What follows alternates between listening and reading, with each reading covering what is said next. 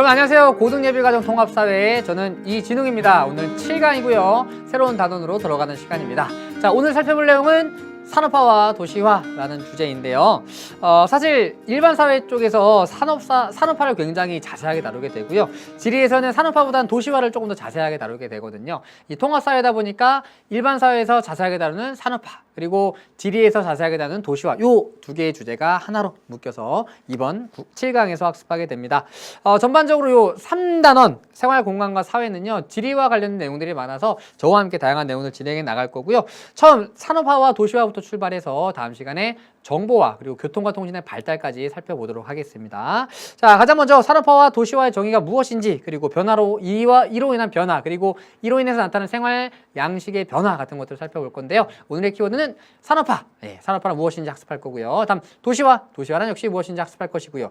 그리고 도시화로 인해 나타나는 다양한 도시성은 무엇인지, 그리고 이 산업화와 도시화가 진행되면 개인주의가 확산되게 되거든요. 개인주의란 무엇인지, 이로 인해 나타나는 사회적인 변화는 어떤 것들이 있는지 살펴보도록 하겠습니다. 자, 교재는 50페이지부터 살펴볼 건데요.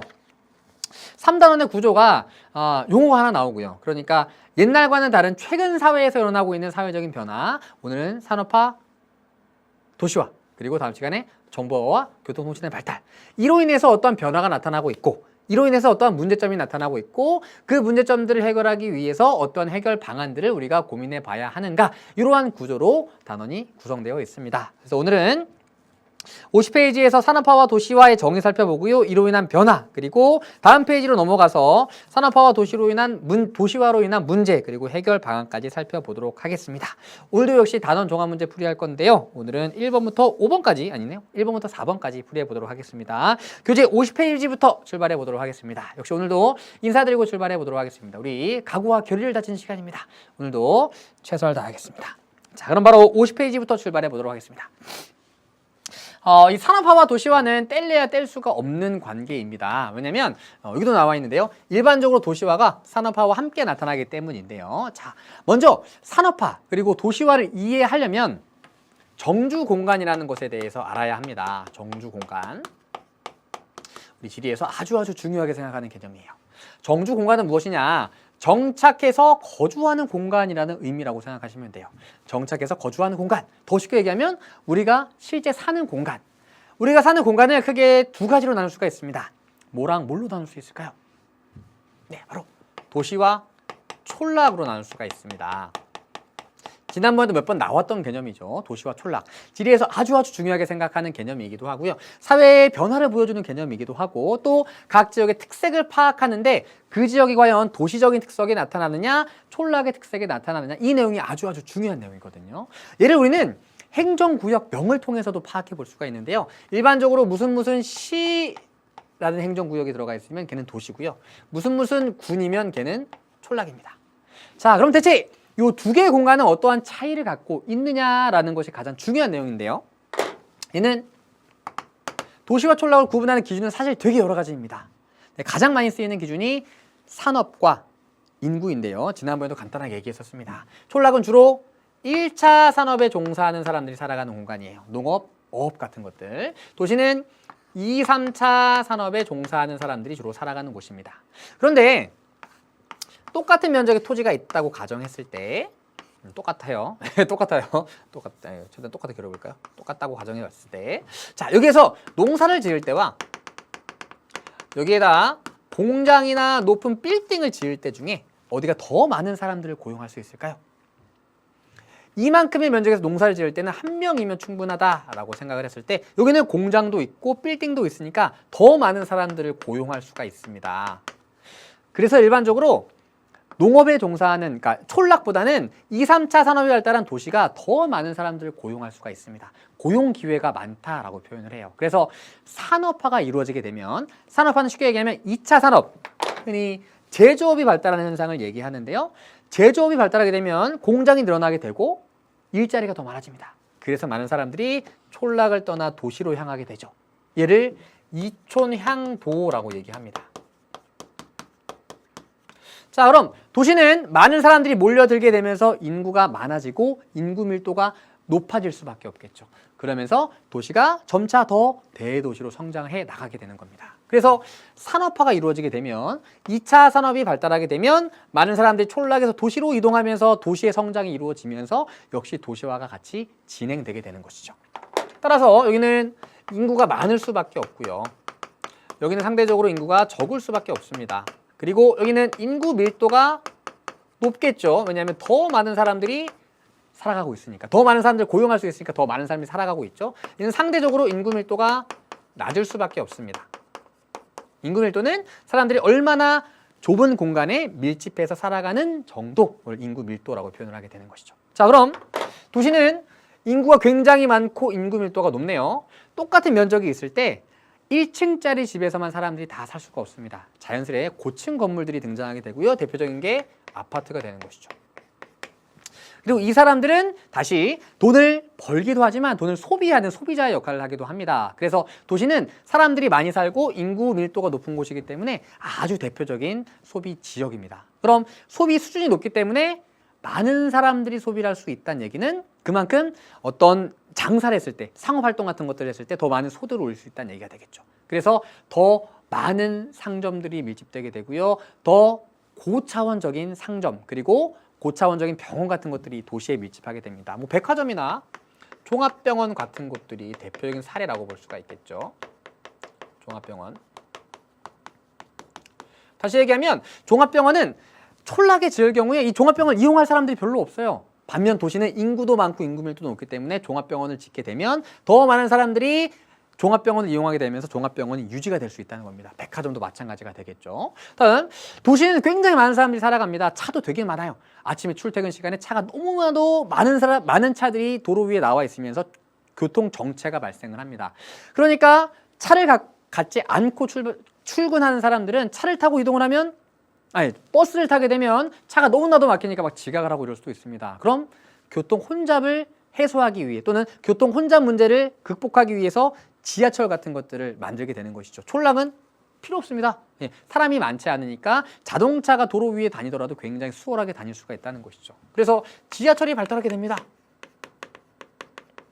그래서 이러한 것들을 우리는 도시적인 경관이라고 부르기도 하고요. 사람들이 아파트에 살면서 지하철을 타고 출근해서 백화점에서 쇼핑을 하고 아플 때 종합병원에 가는 이러한 것들을 도시적 생활 양식이라고 부르기도 합니다. 결국 여기서 출발한 것들이 하나하나 연결되면서 도시와 촌락의 경관, 눈에 보여지는 모습과 사람들의 생활 양식 차이를 초래하게 되는 겁니다. 그래서 산업화가 진행되면 도시화가 진행이 되고 도시에서는 이와 같은 경관과 생활 양식이 등장하게 되면서 도시와 촌락의 차이가 발생하게 되는 것이죠. 그래서 도시와 촌락의 차이를 조금 이해하고 가는 것이 이 산업화와 도시화를 이해하는 데 아주 중요한 내용이라고 볼 수 있어요. 자, 그럼 이 내용 바탕으로 이 산업화와 도시화에 대해서 다시 한번 살펴보도록 하죠.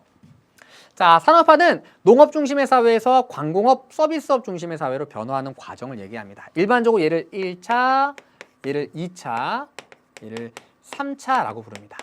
얘가 순차적으로 비중이 높아지게 되거든요. 무슨 얘기냐면 1차의 비중이 가장 높다가 갑자기 3차의 비중이 높아지지 않습니다. 1차의 비중이 높았다가 2차의 비중이 높아지면서 사람들이 많이 살게 되고 생활 수준이 높아지게 되고 구매력이 높아지게 되면 자연스레 서비스업이 성장하면서 3차 산업의 비중이 높아지게 됩니다.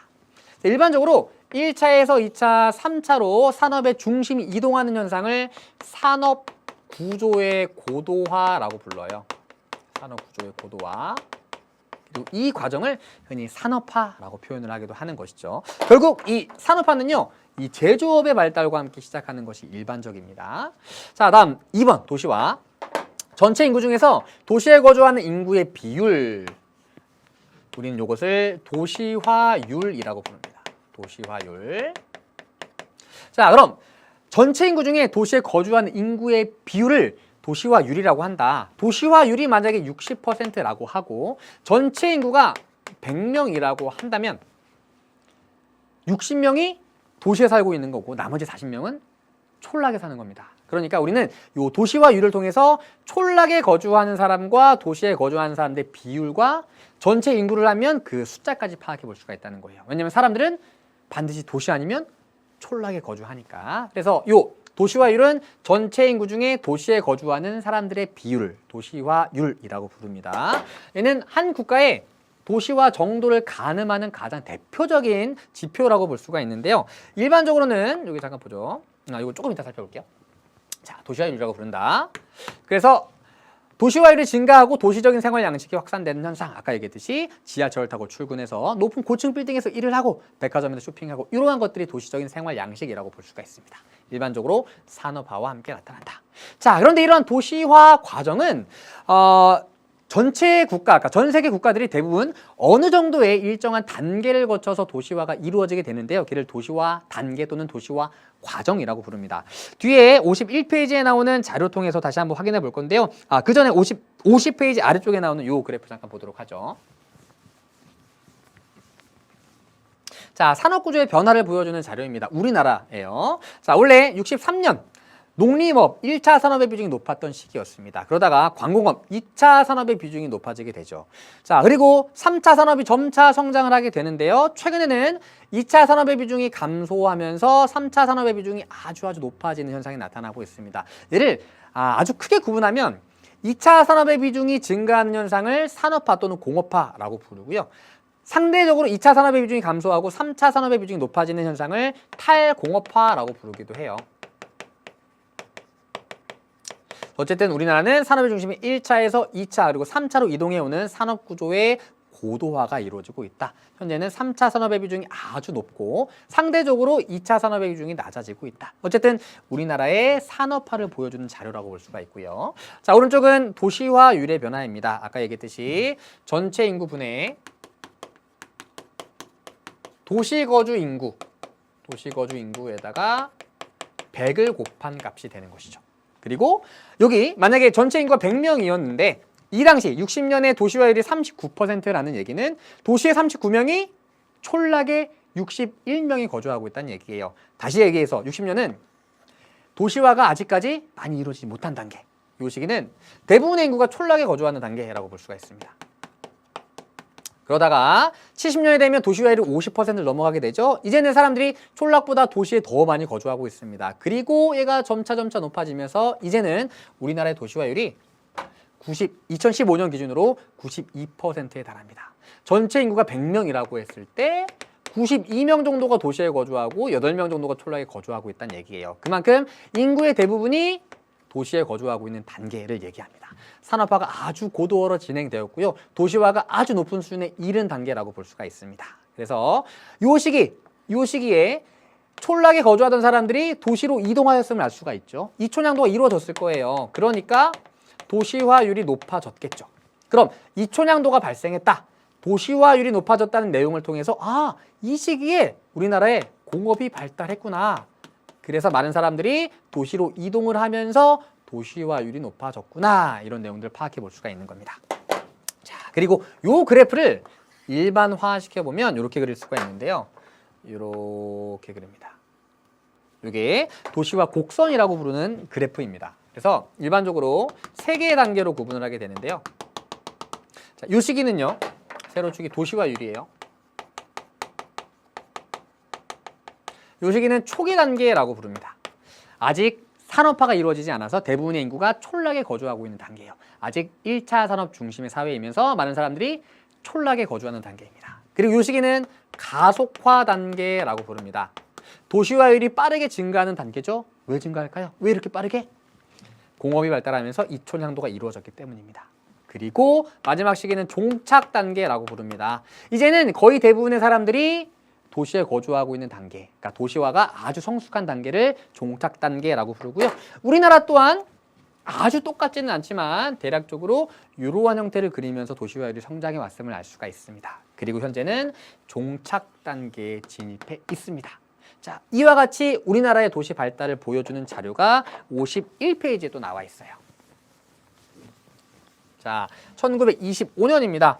도시 인구가 굉장히 적어요. 왜냐하면 이 시기는 아직 산업화 이전의 단계예요. 아까 도시화 곡선의 단계에서는 초기 단계라고 부를 수가 있겠죠. 많은 사람들이 도시가 아닌 촌락에 거주하고 있는 단계입니다. 그러다가 1970년에 큰 도시들이 성장을 하기 시작합니다.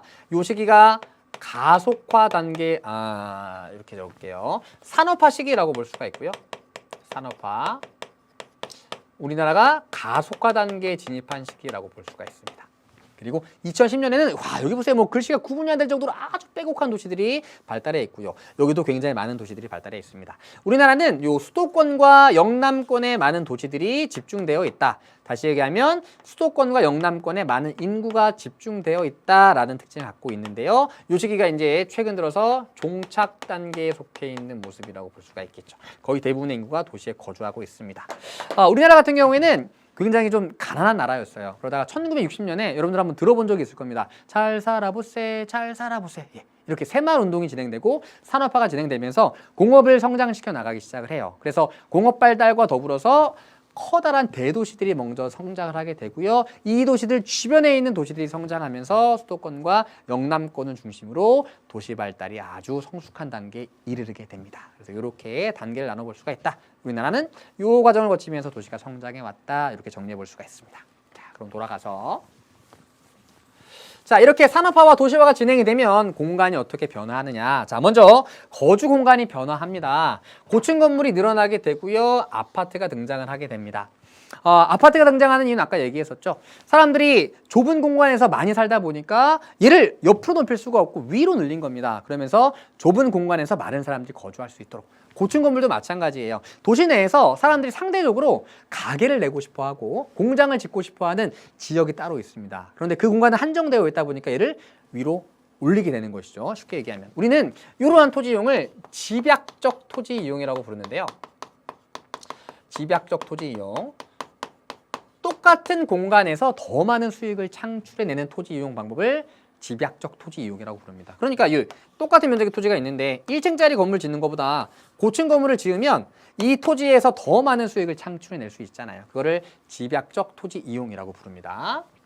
자, 그리고 사람들이 많이 거주하다 보니까 다양한 공간들이 형성되게 되고요. 도시 내의 환경 또한 변화하게 됩니다.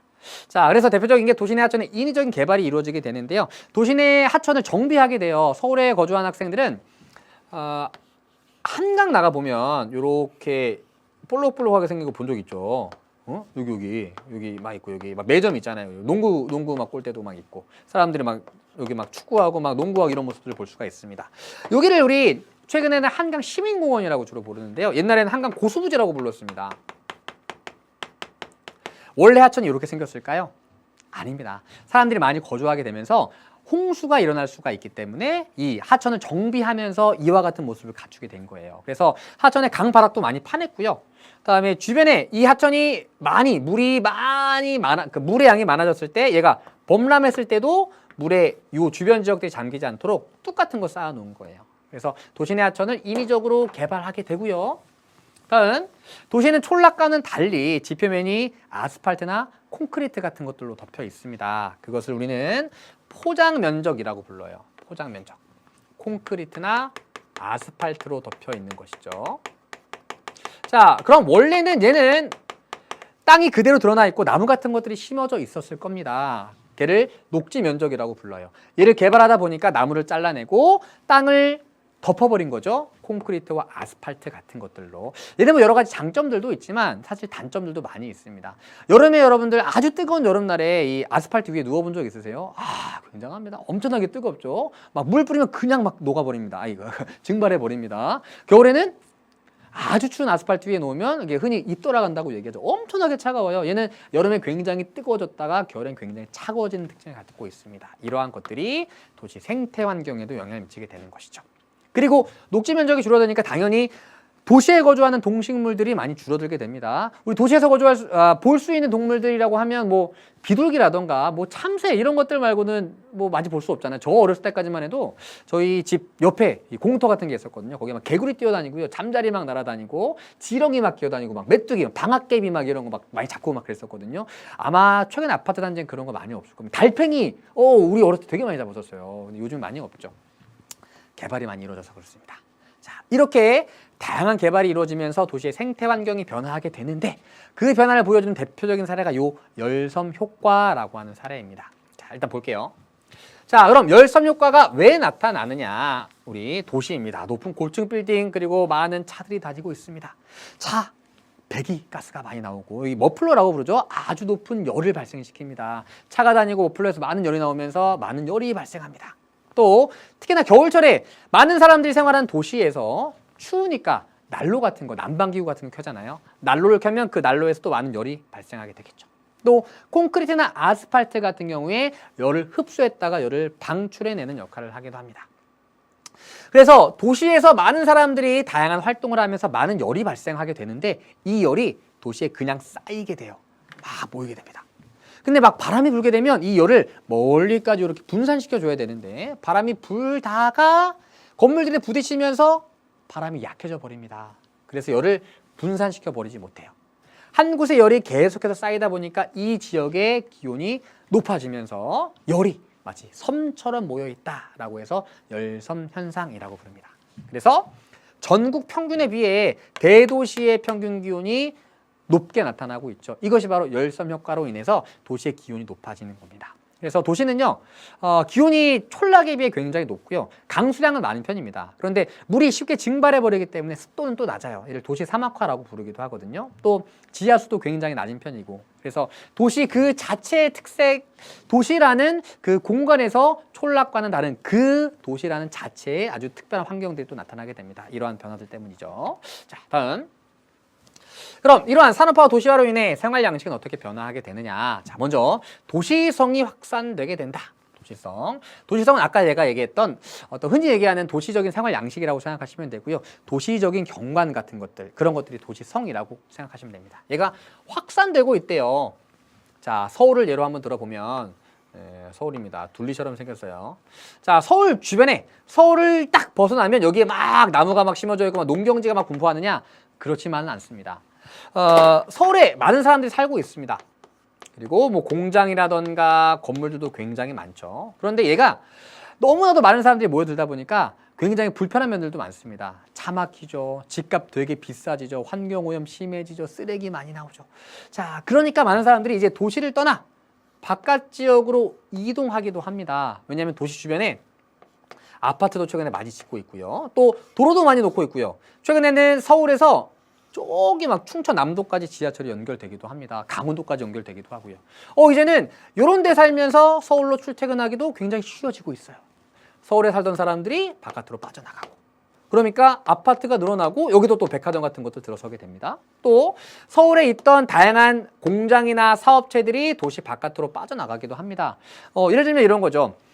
인터넷 쇼핑몰 같은 경우에 굳이 서울에 사무실이나 창고를 두지 않아도 되는 것이죠. 얘네는 그냥 인터넷 접수만 받고 공장에서 바로 보내주면 되는 거니까 이 창고 같은 것들을 교외 지역으로 이동시키게 되는 것이죠.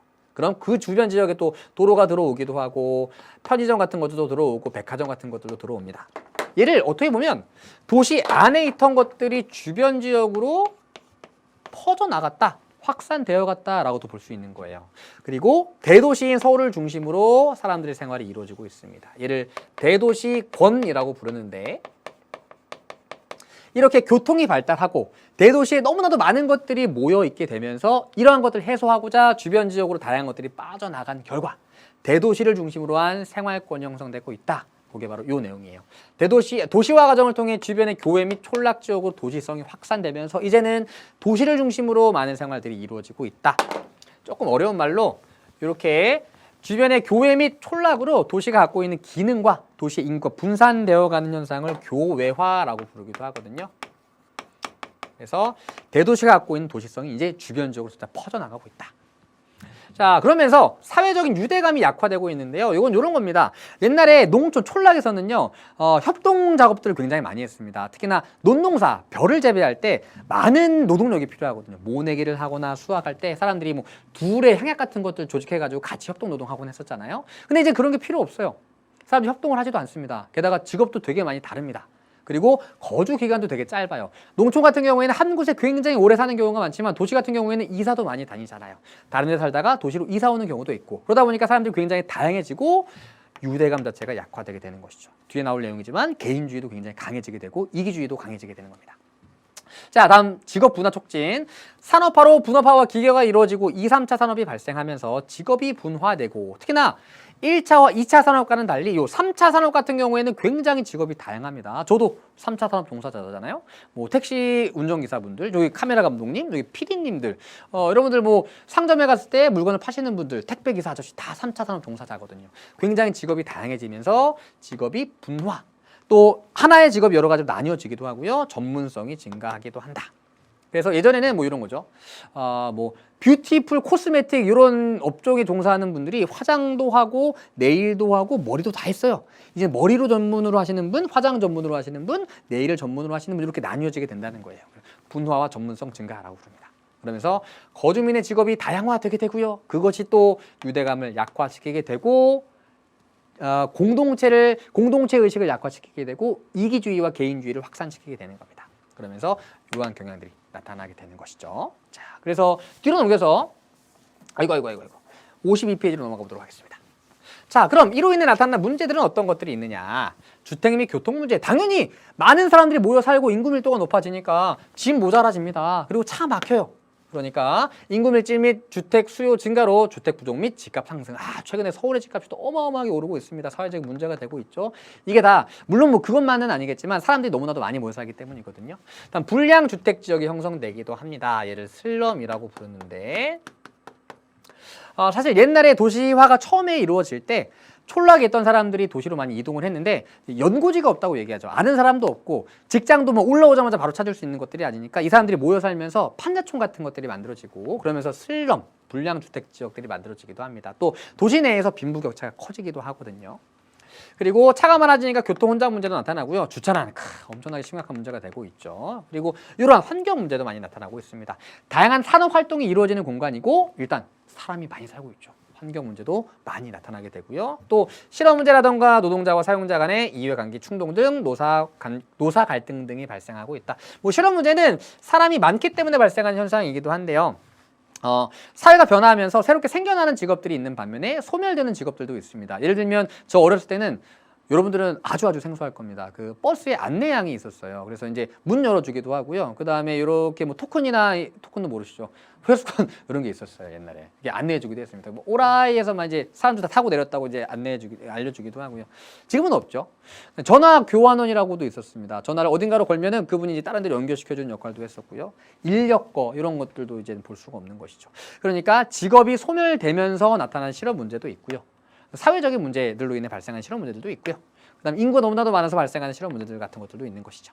자, 그리고 이기주의로 인한 문제들도 나타나고 있다. 주변 사람들과의 소통이 감소하고 있다. 왜냐하면 이제는 분업화가 이루어지고 기계화가 이루어지게 되면서 내일만 하면 돼요. 한 사람이 모든 작업을 하는 게 아니라 내일만 하면 되는 겁니다. 옆 사람과 일을 할 필요도 없습니다. 그리고 제가 얼마 전에 70년대 한국의 모습인가 무슨 그 사진을 하나 봤는데요. 회사래요. 회사인데 책상만 덩그러니 이렇게 있고 사람들이 이렇게 앉아 있더라고요. 되게 이상했어요. 당연히 있어야 될 게 보이지 않았거든요. 컴퓨터가 없더라고요.